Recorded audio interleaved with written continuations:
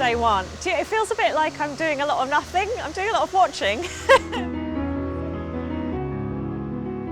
But the team have been setting up the staging around, because obviously we can't dig, so we've got to build a hoarding all the way around it. Willow wall is up, and I think it's the right size. It's a really tense day actually, because the whole garden is like a very technical jigsaw puzzle with absolutely no room for error. I hope I measured everything right. Arches are starting to go up. Water feature maybe by the end of today. So busy first day for them, not for me. I've mostly just been watching and being encouraging.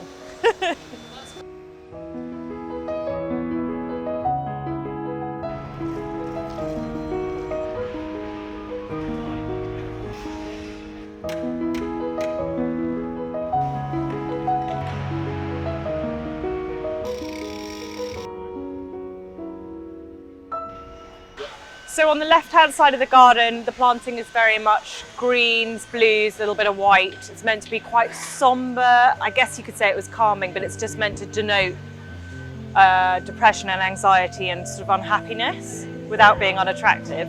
And then as you move through the garden, the colour starts to bleed in, and the goal is to get to a point of really quite joyful colour towards the end.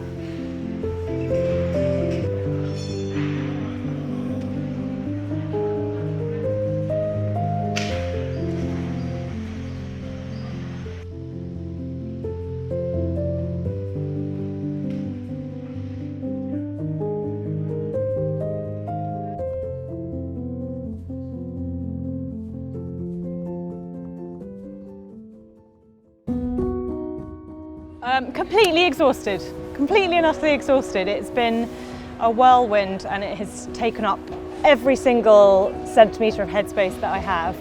So it's very tired, very relieved, a little bit nervous for the judging, but very proud as well. My favourite part of the garden is the wound, or the crack down the middle of the paving. I don't think it's perfect, but I don't want the garden to be perfect. I think so much of the message is imperfection. Despite the garden being designed to look at from the front, I actually think the side views are much more dramatic, and if you don't walk round to the side, you'll lose a lot of the effect of the garden. So actually towards the back of the garden, there is a water rill, which I don't think anyone will know is there unless they look for it. And so I quite like that I know that it's there, and it's interesting to see who notices it and who doesn't. All I hope is that it can reduce some of the stigma for mothers. I think mothers are expected just to keep calm and carry on and don't complain.